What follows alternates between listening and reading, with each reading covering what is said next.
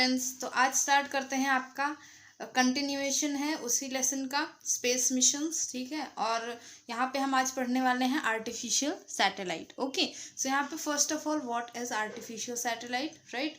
तो artificial satellite होती क्या है। सो यहाँ पे natural satellite in an astronomical object orbiting the earth on any planet on or any other planet। यानी कि यहाँ पे क्या है कि कोई नेचुरल सैटेलाइट वो एक एस्ट्रोनॉमिकल ऑब्जेक्ट हो जो कि अर्थ के आसपास और अदर प्लैनेट्स के आसपास घूमता हो, उसे हम आर्टिफिशियल सैटेलाइट कहते हैं।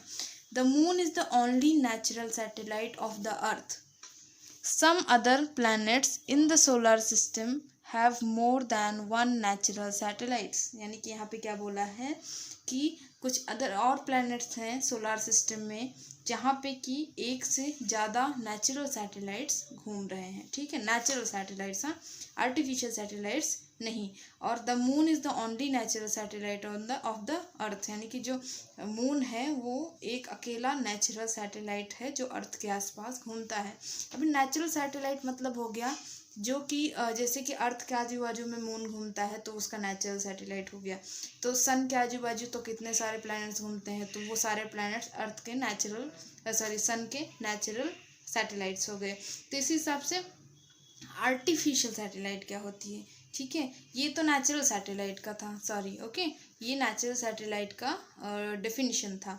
अब ये आर्टिफिशियल सैटेलाइट का क्या होता है, सबसे पहले देख लेते हैं। Similarly if a man made object revolves around the earth और any other planet in a fixed orbit it is called as artificial satellite. यानी कि इफ अ मैन मेड, यानी कि एक मैन मेड ऑब्जेक्ट अर्थ के आजू बाजू में घूमता है या फिर किसी और भी प्लैनेट के आजू बाजू में घूमता है किसी फिक्स ऑर्बिट में। ऐसा नहीं कि आपने छोड़ दिया है तो कहीं भी जा रहा है, ऐसे नहीं, एक फिक्स्ड ऑर्बिट में घूमता है और वो मैन मेड है। ठीक है, तो वो आर्टिफिशियल सैटेलाइट होता है। हमें भी पता है हम हमारे कितने सारे सैटेलाइट्स कई प्लैनेट्स के बाजू में घूम रहे हैं। अर्थ के साइड में भी बहुत सारे हमारे सैटेलाइट्स घूम रहे हैं जो चीज़ों का पता लगाते हैं, और जो वॉर्स के टाइम होते हैं उसमें भी वो हमें कई सारे फोटोग्राफ्स के थ्रू इंफॉर्मेशंस शेयर करते हैं।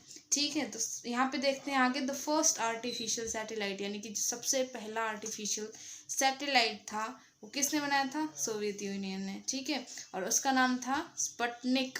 Okay, so the first artificial satellite Sputnik was sent to space by Soviet Union in 1957।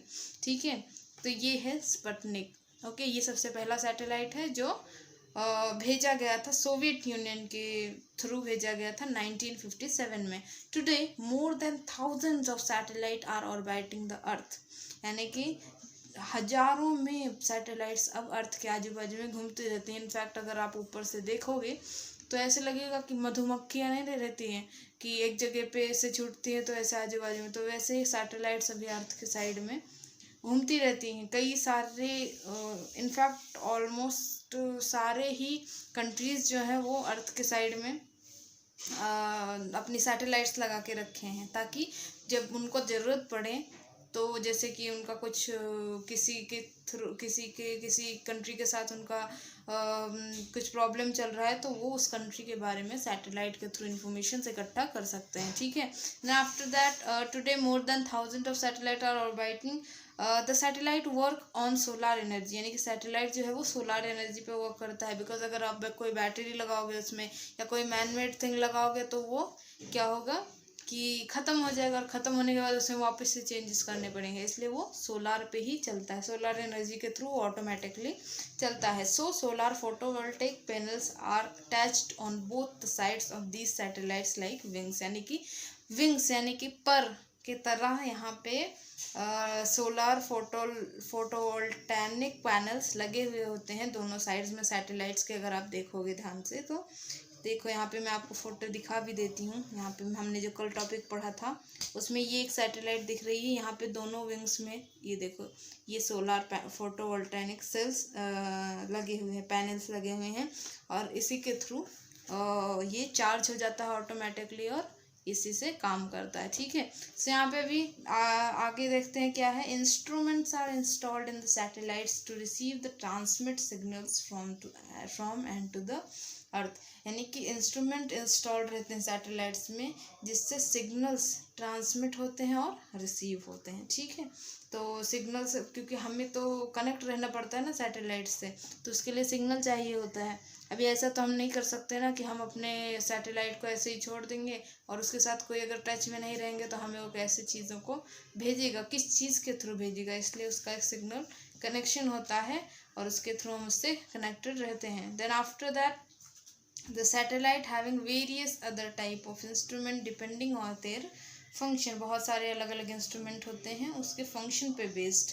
one such satellite is shown in the figure 10.1. signals transmit from the earth to the satellite and from the satellite to a mobile tower and the mobile phone also, ठीक है। तो यहाँ पे क्या है कि हमारे एक कुछ ऐसे सैटेलाइट्स हैं जो सिग्नल ट्रांसमिट करती हैं अर्थ से सैटेलाइट को और सैटेलाइट से मोबाइल टावर को और मोबाइल टावर से मोबाइल फ़ोन्स में, ठीक है। तो इसी के थ्रू हमें सारी जानकारियाँ मिलती रहती हैं, ठीक है। इसीलिए हमें इंटरनेट का यूज़ करके ये सोलार का हमारा यही एक फ़ायदा है कि हम इसके थ्रू यूज़ करके हम कहीं भी किसी भी कंट्री की कोई भी इंफॉर्मेशन सेकंड्स में जान सकते हैं, ठीक है। सो यहाँ पे these satellites are sent into the space to perform various functions. Depending on their function satellites are classified into following categories, ठीक है।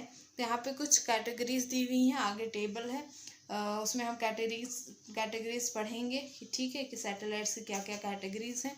उसके पहले यहाँ पे देखो, यहाँ पे गिवन है यूज़ ऑफ ICT, ठीक है। यहाँ पे यूज़ ऑफ ICT गिवन है, ये भी आप पढ़ सकते हो। और यहाँ पे कुछ सैटेलाइट्स के फुल फॉर्म्स गिवन है और उनका नाम गिवन है, वो भी आप पढ़ सकते हो। इनसैट है, GSAT है, IRNSS है, IRS है, GSLV है, PSLV है, ठीक है। तो ये सब सैटेलाइट्स हैं और इनके फुल फॉर्म्स हैं, तो आप इसे पढ़ सकते हो, इसमें से आपको पता चल जाएगा। ये सब और इंडियन सैटेलाइट्स हैं जो अर्थ के साइड में या फिर और भी किसी प्लैनेट्स के साइड में घूम रहे हैं, ठीक है। आगे देखते हैं। सभी ये है हमारा टेबल, यहाँ पे दिया हुआ है types of satellite, function of satellite और name of Indian satellite series and their launch vehicles, ठीक है। यानी कि सैटेलाइट्स के नाम, टाइप ऑफ सैटेलाइट्स गिवन है, फंक्शन उसके गिवन है, क्या काम करती हैं, और सीरीज कौन से लॉन्च व्हीकल्स हैं उसके, वो भी गिवन है, ठीक है। सबसे पहला है क्या है, weather satellite. Study and prediction of weather, उसके नाम से ही पता चल रहा है कि वो वेदर का प्रिडिक्शन करता है। देन आफ्टर दैट उसका नाम है INSAT and GSAT। Launch vehicle क्या है, GSLV, ठीक है।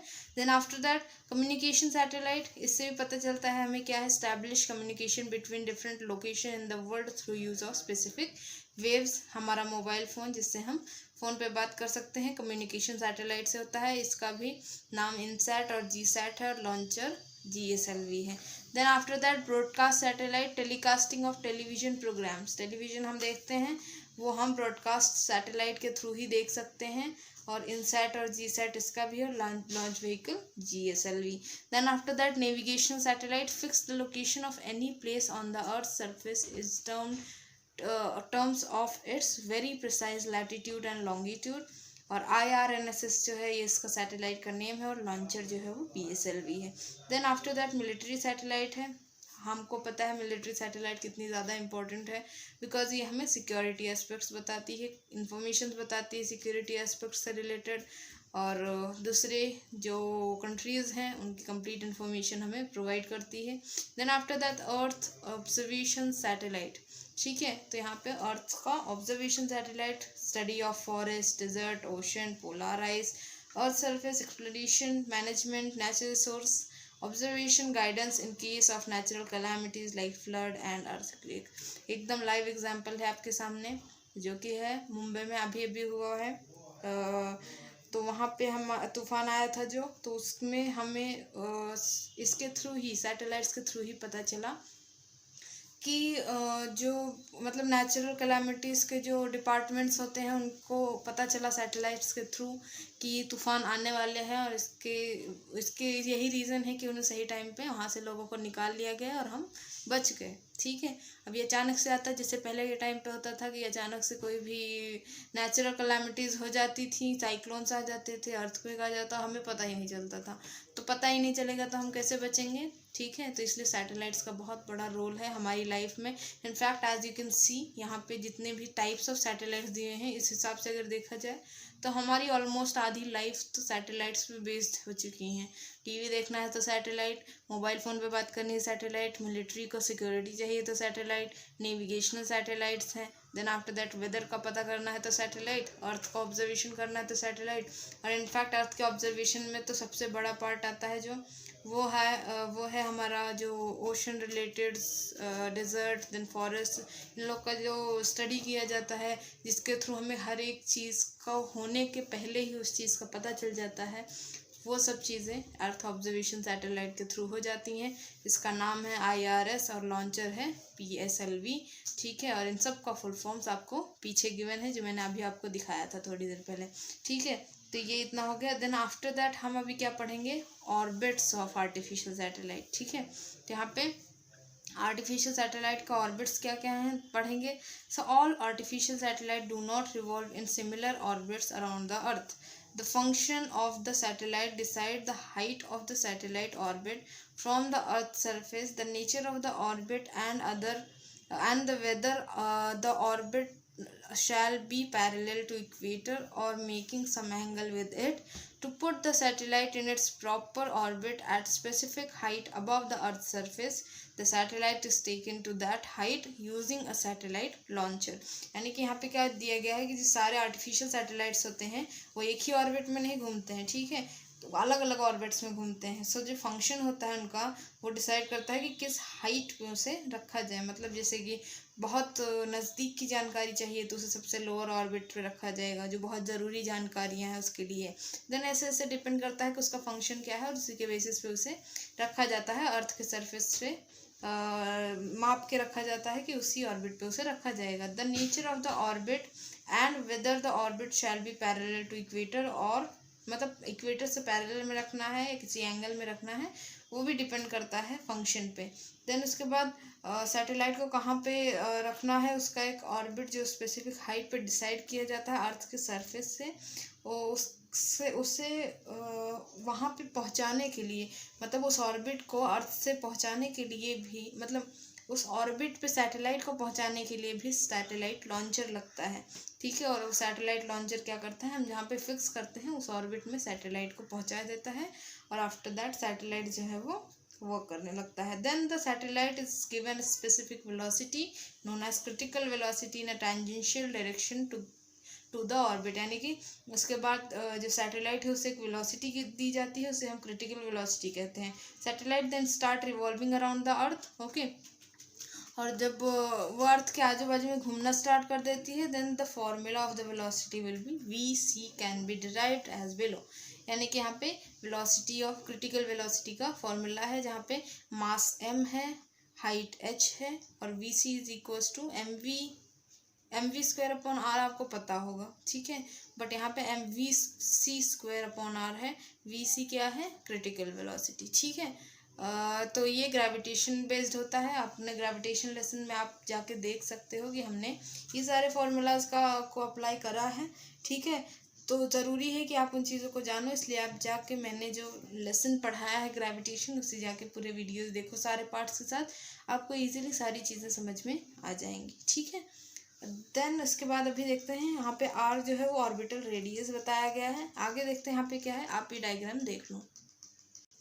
देन अभी ये है the centripetal force is provided by the gravity of the earth. Then इसके बाद डेरिवेशन ऑफ फॉर्मूला है। उसके लिए सबसे पहले हमें MVC square upon R plus H और GMM upon R plus H square, ये दोनों फार्मूला लेना पड़ेगा ग्रेविटेशन और वेलोसिटी, क्रिटिकल वेलोसिटी का। ठीक है, देन इसके बाद अगर आप इससे देखोगे तो ये कैंसिल हो जाएगा। ठीक है, और एक ही R प्लस एच, ये स्क्वायर जो है और ये एक कैंसिल हो जाएगा, R प्लस एच बचेगा, M और M कैंसिल हो जाएगा। तो यहाँ पे finally VC square is equal to GM upon R plus H आ जाएगा।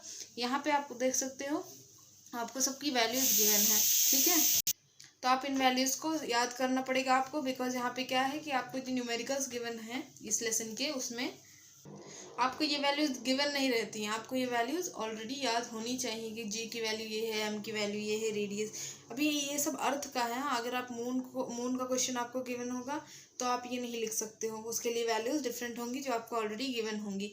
देन आफ्टर दैट आपको ये फॉर्मूला मिल गया VC अंडर रूट, ये VC स्क्वायर था, VC को अंडर रूट यहाँ पे निकाल, मतलब ये स्क्वायर निकल जाएगा और ये अंडर रूट आ जाएगा, GM/R+H इक्वेशन नंबर 1। तो यहाँ पे ये आप पैराग्राफ पढ़ सकते हो, ठीक है। तो यहाँ पे क्लासिफाइड एज बिलो, ठीक है, यानी कि सैटेलाइट ऑर्बिट्स जो हैं उन्हें यहाँ पे क्लासीफाई किया गया है। तो यहाँ पे 3 हैं, high earth orbit, medium earth orbit, low earth orbit. So अभी मैंने आपको इतना बता दिया है, ठीक है। अभी ये वीडियो को हम यहीं पे ख़त्म करते हैं और अगले वीडियो में हम ये तीनों टाइप्स देखेंगे इसके, high earth orbit, then medium earth orbit, low earth orbit, और कुछ होगा तो उसे भी हम देखेंगे क्या क्या ऑर्बिट्स हैं अर्थ के। देन उसके बाद हम आगे पढ़ेंगे, अपना लेसन कंटिन्यू करेंगे, ठीक है। तो अभी ये वीडियो के लिए इतना ही। अगर वीडियो पसंद आ रहा हो, समझ में आ रहा हो, आपके अंडरस्टैंडिंग का सवाल है, सबसे पहले मैटर करता है आपको समझ में आ रहा हो तो प्लीज़ वीडियो को लाइक कीजिए, शेयर कीजिए और चैनल को सब्सक्राइब करना बिल्कुल मत भूलिए। चैनल का नाम है intelligence quotient and please link में रहिए। Thank you.